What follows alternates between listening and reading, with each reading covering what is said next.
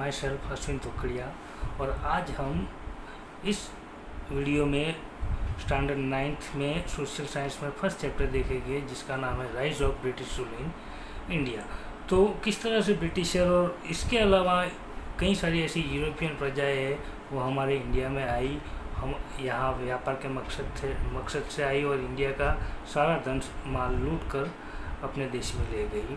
तो ये हम आज इस चैप्टर में देखेंगे। तो हमारा इंडिया देखें तो कि since the ancient period India has enjoyed an incomparable position in the world. तो पुराने समय से ही हमारा इंडिया वो पूरी दुनिया में जो इसकी पोजीशन थी वो इनकम्पेरेबल थी, यानी कि किसी के साथ कंपेरेबल नहीं कर सकते। क्योंकि हम जानते हैं कि हमारे देश को सोने की चिड़िया भी कहा जाता था इन एंशिएंट टाइम।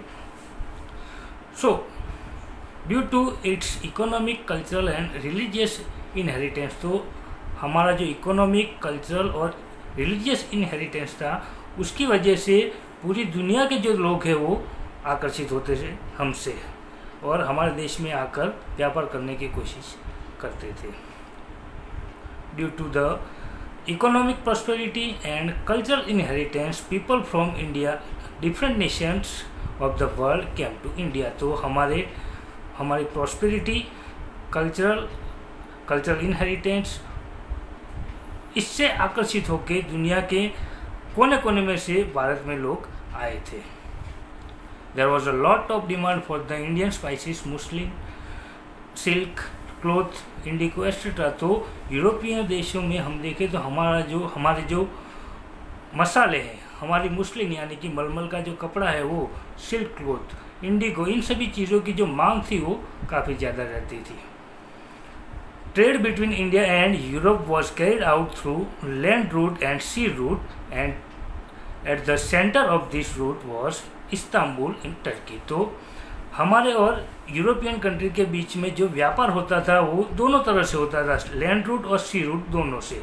और इसका मेन सेंटर था, यानी कि जो मेन रूट था इंडिया में आने के लिए वो था इस्तांबुल, जो टर्की में आया हुआ है, जिसे हम कॉन्स्टेंटिनोपल, आज का ये इस्तांबुल है पर पहले इसे कॉन्स्टेंटिनोपल के नाम से जाना जाता था। तो इस रूट के थ्रू यूरोपियन हमारे इंडिया में व्यापार करने के लिए आते थे। तो देखते discovery of sea route to India. तो after the conquest of Constantinople in 1453 by Turkish Muslim, the sea route through Constantinople was closed for the European।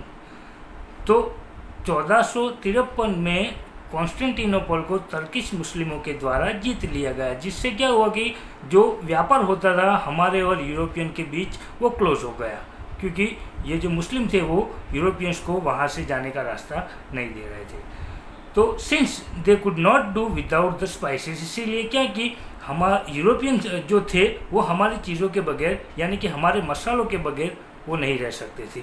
तो the Europeans felt compelled to discover a new sea route, so an era of geographical discoveries began. तो इसीलिए क्या हुआ कि European को हमारी तरफ, यानी कि इंडिया की तरफ आने का जो नया सी रूट था वो खोजने की ज़रूरत आन पड़ी। तो इस तरह से हम कह सकते कि ऐसा एक एरा बिगिन हुआ जियोग्राफिकल डिस्कवरी करने का। तो सबसे पहले देखते discovery of sea route to India with the inspirations, encouragement and economic help from the Portuguese king prince Henry, some brave people began effort to discover new sea route. तो Portugal के राजा prince Henry की inspiration, encouragement और economic help की वजह से कई सारे ऐसे ब्रेव सेलर थे जिन्होंने इंडिया की तरफ आने का जो नया सी रूट था वो खोजने का बीड़ा अपने सर पर लिया।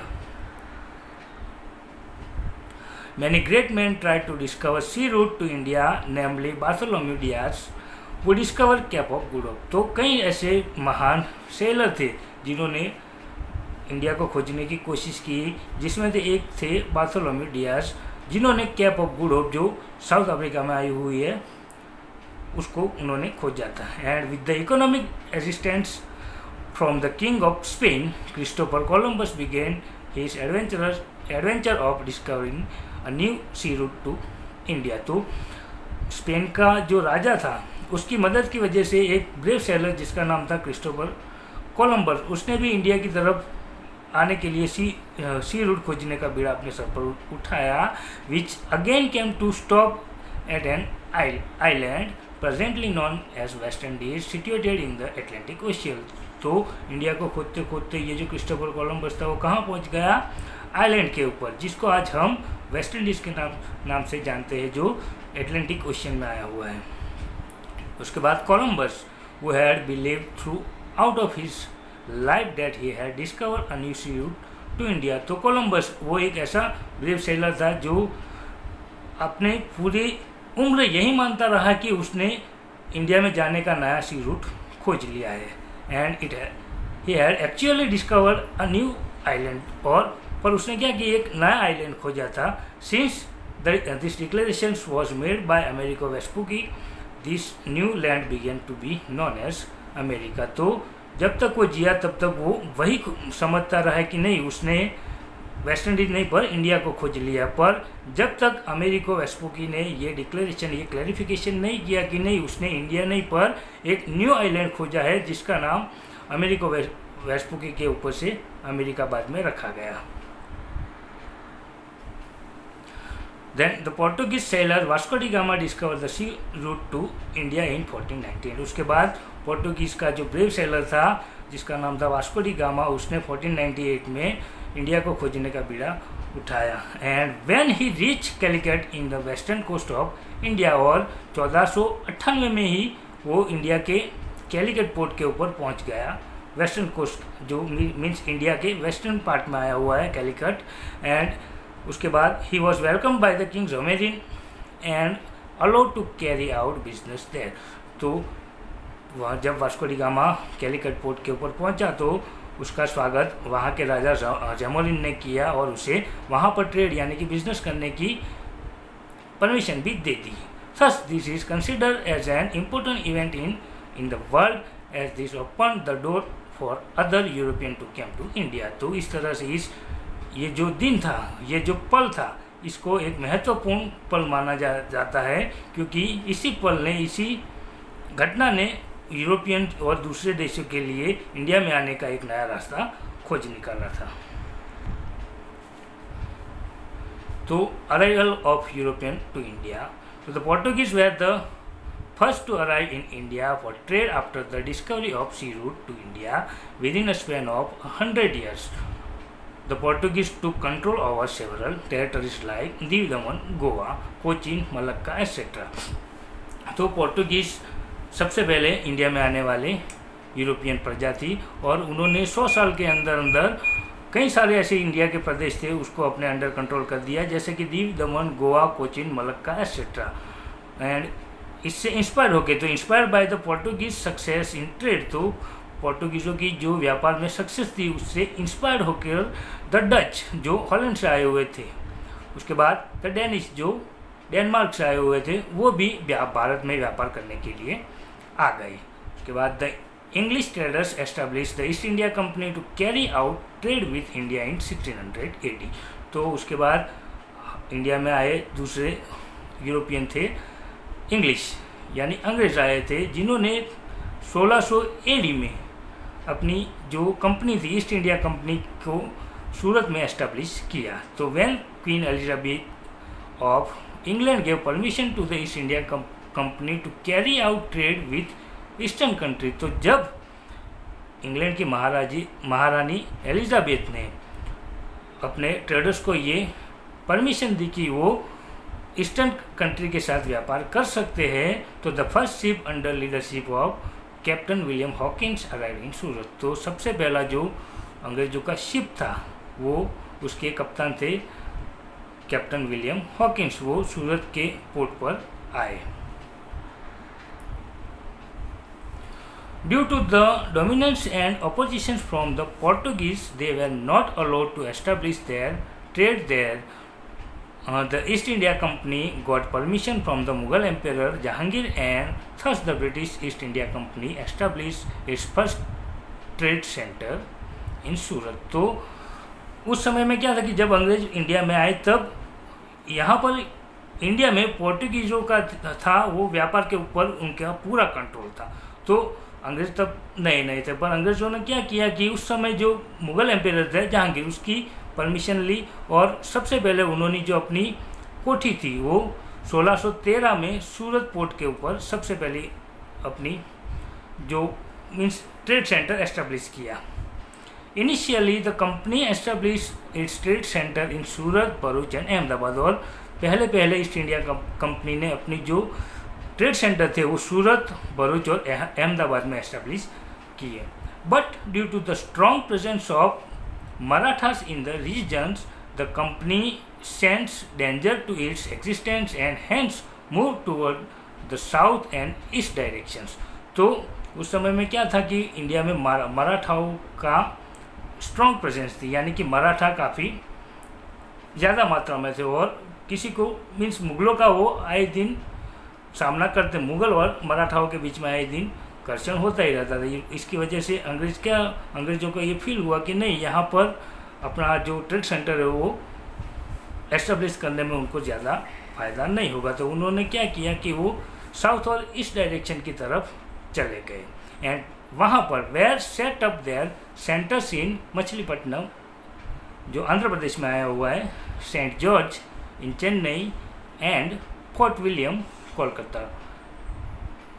तो यहाँ पर ईस्ट इंडिया कंपनी ने अपने ट्रेड सेंटर एस्टेब्लिश किए and become their headquarter in Mumbai, become their headquarter in 1687 AD. तो उनका जो ट्रेड सेंटर का जो हेडक्वार्टर था वो मुंबई बना 1687 में। उसके बाद the French East India Company arrived in India from trade in 1668 AD. तो अंग्रेजों के बाद दूसरे जो यूरोपियन प्रजा थी वो इंडिया में आने वाली थी, जिसे जो फ्रेंच थी, जो 1668 में इंडिया में अपना व्यापार करने के लिए आई थी और उनकी जो कंपनी थी उसका नाम था French East India company.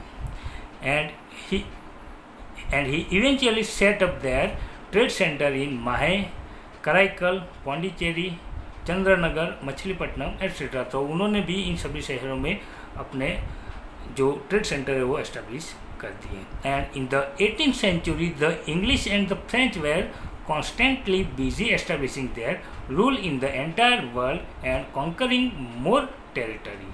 Between 1746 and 1763, there were three major wars between the French East India Company and the British East India Company. तो उस समय में क्या था कि फ्रेंच और इंग्लिश ये दोनों अपना जो राज्य था, मीन्स अपना राज पूरी दुनिया में फैलाने के लिए प्रयास कर रहे थे। तो कई सारी टेरिटरी, यानी इंडिया में भी यही था कि कौन सी टेरिटरी में किसका ज़्यादा प्रभाव हो, यानी ज़्यादा से ज़्यादा टेरिटरी ये अपने कब्जे में करने के लिए एक दूसरे के साथ आए दिन कॉन्फ्लिक्ट करते ही रहते थे। तो 1740 से 1763 तक कई सारी ऐसी मीन्स इन दोनों के बीच में 3 मेजर वॉर हुए, ईस्ट इंडिया कंपनी और ब्रिटिश ईस्ट इंडिया कंपनी के बीच में।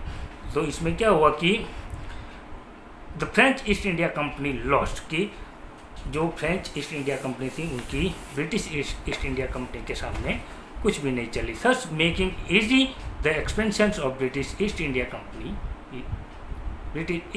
Company in India. तो इससे क्या हुआ कि फ्रेंच हार गए अंग्रेज़ों के सामने। तो इस तरह से जो ब्रिटिश ईस्ट इंडिया कंपनी थी उसको इंडिया में एक्सपेंशन करने का रास्ता खुला मिल गया। And at the end of this battle for power, Portuguese were left with the Daman, Goa, while French had their trade centers at Chandranagar, Mahe, Karaikal and Pondicherry. Meanwhile, the Dutch had to live forever. तो इसका नतीजा क्या हुआ कि पोर्टुगीज़ों की जो trade centre था उनके अंडर के जो प्रदेश थे, जो टेरिटरिया थी वो दीव, दमन, गोवा वहीं तक सीमित रह गई और जो फ्रेंच थे उनके जो ट्रेड सेंटर थे वो चंद्रनगर, माहे, कराईकल, पौंडीचेरी में ही रह गए। इसका मतलब ये हुआ कि डच जो थे वो इंडिया में से फॉरएवर के लिए चले गए थे। तो सबसे पहले हम अभी जो बैटल्स हुए हमारे इंडिया में ईस्ट इंडिया कंपनी और दूसरी दूसरों के साथ। उसमें सबसे पहले देखते हैं कि बैटल ऑफ प्लासी। तो ये ईस्ट इंडिया कंपनी और सिराजुद्दौला जो बंगाल के नवाब थे उन दोनों के बीच में लड़ा गया था। तो देखते हैं कि क्या इसमें the Sirajuddaula was ruling over Bengal due to his impulsive nature he had some opponent in his state. तो सिराजुद्दौला उस समय बंगाल में अपना रूल मीन्स वो रूलिंग पावर के ऊपर था और उसके इम्पल्सिव नेचर की वजह से उसने कई सारे ऐसे अपने ओपोनेंट, अपने दुश्मन, अपने विरोधी अपने ही स्टेट में उसने बना लिए थे। ड्यूरिंग दिस पीरियड और इस समय के दौरान the British East India Company built a fortress around the trade centre in Kolkata on protect of security reason. तो इस समय के दौरान ही क्या हुआ कि जो ब्रिटिश ईस्ट इंडिया कंपनी थी उसने जो कोलकाता में अपना ट्रेड सेंटर था उसके आसपास एक किला बनवाने की कोशिश की सिक्योरिटी रीजन की वजह से। बट क्या हुआ, वो किला बनवाने के लिए उसने सिराजुद्दौला की परमिशन नहीं ली। तो without taking permission of Nawab, but Nawab Sirajuddaula destroy the fortress. तो नवाब की परमिशन नहीं ली, इसलिए सिराजुद्दौला उनसे ऐसा कह सकते कि ईस्ट इंडिया कंपनी से वो गुस्सा हो गया। तो उसने क्या किया कि जो भी फोर्ट्रेस था उसको डिस्ट्रॉय कर दिया। When this news reach Madras, a small army of company led by Robert Clive reached Bengal in order to help Kolkata Trade Center। तो ये खबर जब मद्रास पहुंची तब वहाँ से अंग्रेज़ों की एक छोटी सी आर्मी जिसको रॉबर्ट क्लाइव लीड कर रहे थे वो कोलकाता के ट्रेड सेंटर बचाने के लिए कोलकाता का ट्रेड सेंटर बचाने के लिए बंगाल में आई। In spite of army of East India Company being strong, they realized that it was not easy to defeat the Nawab's army, so Robert Clive resorted to treachery। तो क्या हुआ कि अंग्रेजों की जो आर्मी थी वो मजबूत ही थी, पर रॉबर्ट क्लाइव को ये एहसास हो गया कि नहीं भाई, सामने वाली जो आर्मी है सिराजुद्दौला की वो भी कोई कम नहीं, उसे हराना इतनी आसान बात नहीं है। तो रॉबर्ट क्लाइव फिर से रिसोर्ट हो गया, मीन्स वहाँ से चला गया। क्यों चला गया कि वो और ज़्यादा प्रिपरेशन करके, लड़ाई की प्रिपरेशन करके फिर से बंगाल के ऊपर अटैक करेगा। Conspiracy was plan in order to defeat the nawab. तो उसके बाद क्या हुआ कि क्लाइव लॉयड ने कई सारे ऐसे लोगों के साथ मिलकर नवाब को हराने के षड्यंत्र रचने शुरू कर दिए। In which the nawab commander in chief Mir Jafar and Seth Amichand were coax to join on protest that Nawab is unnecessarily harassing the people, and the war was declared at a ground near village named Plassey। तो अंग्रेज़ों ने क्या किया कि जो सिराजुद्दौला का जो commander in chief था मीर जाफर और उसके साथ साथ सेठ अमीचंद, उन दोनों को अपने अंडर कर लिया, मीन्स अपने साथ मिला लिया और लोगों को ये बंगाल के लोगों को उकसाया गया। मीन्स इन दोनों लोगों ने बंगाल के लोगों को उकसाया कि नहीं भाई, ये जो नवाब सिराजुद्दौला वो लोगों को हैरेस कर रहा है, यानी लोगों को परेशान कर रहा है, और इसके मीन्स इसी वजह से इन दोनों ने नवाब के साथ वॉर डिक्लेयर कर दिया और अंग्रेज़ों के साथ मिलकर नवाब सिराजुद्दौला और जो ईस्ट इंडिया कंपनी की आर्मी के साथ जो लड़ाई हुई, जिस मैदान में लड़ाई हुई उसे वो मैदान प्लासी नाम के गांव के नज़दीक था, इसीलिए उसे the war of Plassey, battle of Plassey भी कहा जाता है। According to the plan, Mir Jafar lost the battles, Sirajuddaula was defeated due to Robert Clive treachery, the battle of Plassey ended in just half a day. तो प्लान के अनुसार Mir Jafar lost the battle, Mir Jafar लड़ाई हार गया, सिराजुद्दौला डिफीटेड हो गया। मीन्स फिर सिराजुद्दौला की मीर जाफर की कॉन्स्पायरेसी की वजह से सिराजुद्दौला हार गया। Robert Clive means Robert Clive ने भी कई सारे ऐसे षड्यंत्र रचे। अंत में नतीजा क्या हुआ कि जो प्लासी की लड़ाई थी वो आधे दिन में ही खत्म हो गई। The company as a result got a freehold over 24 Karwas. Mir Jafar was made the Nawab of Bengal. तो फिर क्या हुआ कि कंपनी के वादे के अनुसार मीर जाफर को बंगाल का नया नवाब बना दिया गया और जो 24 कारवा की जितनी भी इनकम थी वो सभी अभी ईस्ट इंडिया कंपनी के अंडर कंट्रोल हो गई। Thus the foundation of company's rule in India was laid with the battle of Plassey in 1757। तो इस तरह से हम कह सकते हैं कि जो ईस्ट इंडिया कंपनी की रूल की शुरुआत थी वो इसी लड़ाई, इसी बैटल ऑफ प्लासी जो 1757 में हुआ वहीं से रखी गई थी। तभी से अंग्रेज़ों का अंग्रेज रूलिंग पावर में धीरे धीरे आने लगे थे।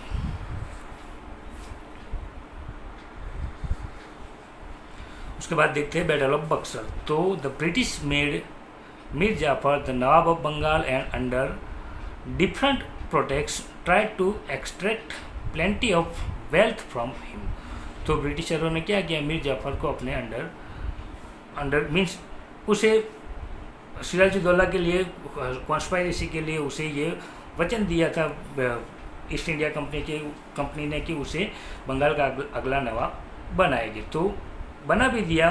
फिर क्या हुआ कि मीर जाफर से वो अंग्रेज बस खाली ऐसा कह सकते हैं बस खाली नाम का ही नवाब उसे बनाया था। मीन्स सब कुछ जो कंट्रोल था, जो रूलिंग पावर थी वो ईस्ट इंडिया कंपनी के ही हाथ में थी। तो उससे क्या हुआ कि due to their greed to gain more power the East India company manage to dethrone Mir Jafar and Mir Qasim the new nawab of Bengal. तो मीर जाफर ने ये करने से इनकार कर दिया कि नहीं भाई वो भी एज अ नवाब उसका भी कुछ है। तो उसने अंग्रेज़ों को ये सब देने के लिए, जो भी टैक्सेस थे वो देने के लिए इनकार कर दिया। तो अंग्रेज उससे नाराज़ हो गए। तो उन्होंने भी, अंग्रेज़ों ने ये ईस्ट इंडिया कंपनी ने डिसाइड किया कि नहीं अभी मीर जाफर को भी वहाँ से बंगाल की जो नवाब के पद से उसे हटा दिया जाए और उसकी जगह मीर कासिम को नया नवाब ऑफ बंगाल बना दिया जाए। तो कंपनी ने भी ऐसा ही किया, मीर जाफर को हटाकर जो नया नवाब था वो मीर कासिम को बना दिया। तो Mir Qasim prove to be more ambitious than Mir Jafar. तो मीर कासिम ने ये प्रूव किया कि वो मीर जाफर से भी ज़्यादा एम्बिशियस है and thus become a threat for the company. और कंपनी को ये रियलाइज होने लगा कि नहीं ये तो मीर जाफर से भी ज़्यादा पावरफुल है। तो कंपनी को उससे खतरा महसूस होने लगा। तो hence Mir Qasim was remove and Mir Jafar was again made the nawab. तो फिर से मीर कासिम को हटा दिया गया और फिर से मीर जाफर को बंगाल का न्यू नवाब बना दिया गया। Mir Qasim took refuge with the Nawab of Awadh. तो मीर कासिम उसके बाद अवध के नवाब के साथ जाकर मिल गया।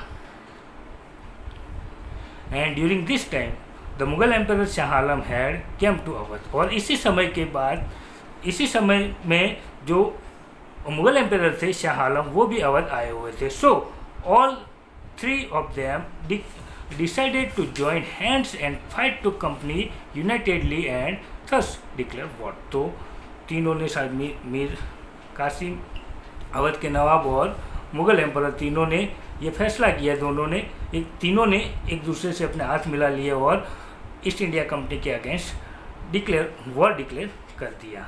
और at Buxar the East India Company fought against the united army in which the united army lost. तो बक्सर के मैदान में ईस्ट इंडिया कंपनी और ये तीनों की यूनाइटेड आर्मी की लड़ाई हुई 22 अक्टूबर 1764 को।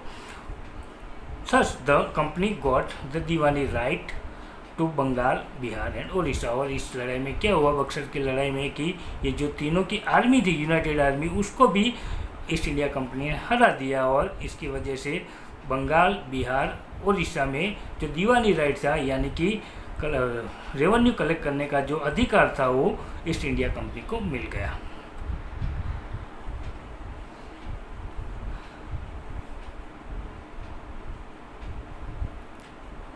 नेक्स्ट देखते हैं expansion of the company rule. तो the English government pass a regulating act in 1773 AD according to which the governor of Bengal was made the governor general and all the trade and political activities of company were brought under his direct control. तो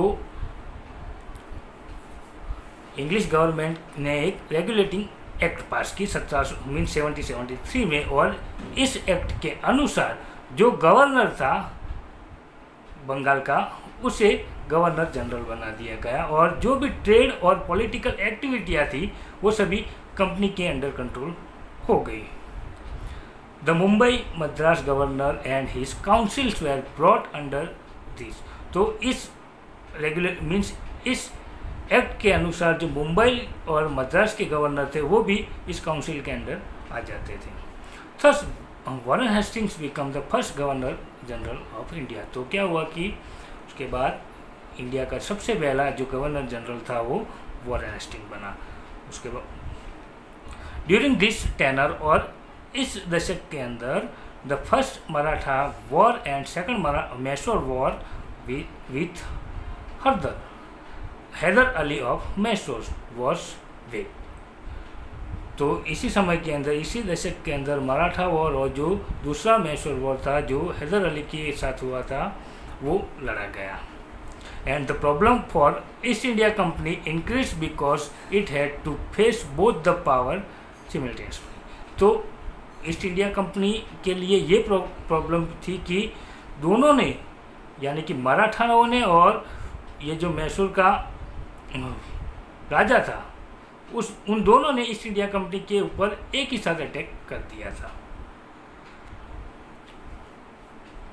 तो Cornwallis took over governor general after Warren Hasting. तो Warren Hasting के बाद India का जो दूसरा governor general था वो था Cornwallis. During the tenure of Cornwallis the third Mysore war took place. और कॉर्नवालिस के समय में ही मैसूर की तीसरी लड़ाई लड़ी गई, एंड वो थी विथ टीपू सुल्तान, जो टीपू सुल्तान के साथ हुई थी, जिसे हम फेमसली जानते हैं the tiger of Mysore. he was famously known as the Tiger of Mysore. The company had to join hand with the Marathas and Nizam to defeat the Tipu Sultan. तो कंपनी ने फिर से कॉन्स्पायरेसी बनाई और अपना मराठाओं और निज़ाम के साथ अपने हाथ मिला लिए. क्योंकि उन्हें टीपू सुल्तान को हराना था. Tipu could not win against the combined force and had to accept the treaty. तो टीपू सुल्तान इन तीनों की आर्मी के साथ नहीं लड़ सकता था, इसीलिए उसे जो ट्रीटी थी, जो संधि थी, उसे एक्सेप्ट करनी पड़ी. After Cornwallis sir John shores become governor general. तो कॉर्नवालिस के बाद जो हमारे इंडिया के थर्ड गवर्नर जनरल थे वो थे Sir John Shore. And due to some rigid policies adopted by him the East India Company's fame decline and Maratha become stronger. तो ये जो सर जॉन शोर थे उनकी कई सारी ऐसी रिगिड पॉलिसियाँ थी, जिसकी वजह से क्या हुआ कि जो ईस्ट इंडिया कंपनी की फेम थी वो धीरे धीरे गिरती गई और मराठा स्ट्रॉन्ग होते गए. So governor general Wellesley who came after Sir John Shore got the responsibility of making the company supreme in India. तो उसके बाद सर जॉन शोर के बाद दूसरे जो गवर्नर जनरल थे उनका नाम था लॉर्ड वेलेस्ली. उन्होंने इंडिया की गवर्नर जनरल की रिस्पॉन्सिबिलिटी अपने हाथ ली और इंडिया को ईस्ट इंडिया कंपनी जो थी उसे इंडिया में सुप्रीम बनाने की रिस्पॉन्सिबिलिटी भी उन्होंने अपने सर ले ली. For this Wellesley introduce the subsidiary alliance system. और इसी समय के दौरान लॉर्ड वेलेस्ली ने सब्सिडरी अलायंस सिस्टम इंट्रोड्यूस की. The condition of system and the state adopted under this area as follow. तो इसकी जो कंडीशन थी और ये जो सिस्टम थी इसके अंदर जो स्टेट थे वो अभी हम देखते हैं. तो term and condition of subsidiary alliance system. तो the army trained by East India company government will be provided to the state that accept the system. तो जिस स्टेट ने ये जो पॉलिसी एक्सेप्ट की है उस स्टेट को जो ईस्ट इंडिया कंपनी है वो अपनी मिलिट्री यानी आर्मी देगी और जो जिस स्टेट ने ये पॉलिसी अपनाई उस स्टेट की आर्मी को ट्रेन भी कंपनी करेगी. So this army would protect the state from internal and external attack. इस तरह से ये जो आर्मी है वो इंटरनल और एक्सटर्नल जो अटैक हो रहे हैं उनसे अपने आप को प्रोटेस्ट कर सकती है. In return, the state accepting the system will provide for the army or give away province with equivalent income to the British. तो इसके रिटर्न में क्या था कि जो स्टेट ने ये सिस्टम एक्सेप्ट की है वो उसे भी अपनी आर्मी को, अगर कंपनी के ऊपर कोई नुकसान मीन्स कोई खतरा आ गया तो वो अपने आर्मी उसकी मदद करने के लिए भेजेगी, और इसके साथ साथ जो इनकम हो रही है उसके स्टेट में उसमें से भी आधा हिस्सा वो कंपनी को देगी. Without the permission of company the state will not be war और sign treaty with other state. और कंपनी की इजाज़त के बगैर कोई भी स्टेट वो दूसरे स्टेट के साथ ना ही लड़ाई कर सकता है और ना ही कोई दूसरी संधियाँ कर सकता था. There will be one English representative in state assembly. और हर एक स्टेट जिसने भी ये सब्सिडरी अलायंस सिस्टम एक्सेप्ट की है उसकी जो असेंबली है उसमें कम से कम एक इंग्लिश रिप्रेजेंटेटिव तो होगा ही. Other foreigners not to be employed in the state. और दूसरे जो फॉरेनर यानी इंडियन के सिवाय दूसरे फॉरेनर को किसी भी प्रकार की कोई एम्प्लॉयमेंट उस स्टेट में नहीं होना चाहिए. उस स्टेट की असेंबली में विदाउट इंग्लिश कोई भी दूसरा नया फॉरेन रिप्रेजेंटेटिव नहीं होना चाहिए. द स्टेट रूलर वो accepted the subsidiary alliance system Nizam, Mysore, Awadh, Gaekwad,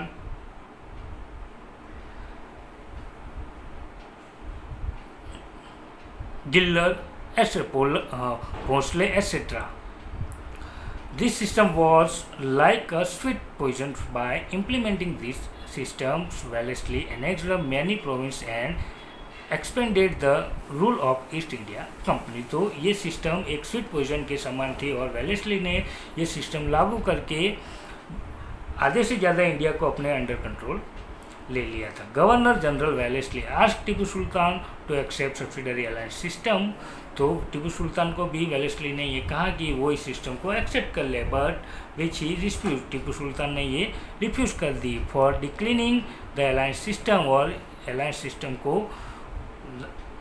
accept न करने की वजह से the company with support from the Nizam attack the Mysore in 1799. तो निज़ाम की मदद से कंपनी ने 1799 में मैसूर के ऊपर अटैक कर दिया. And during this fourth Mysore war Tipu loss his life while fighting against the British. तो टिपू ने अपनी जान अंग्रेज़ों के सामने लड़ते लड़ते गंवा दी.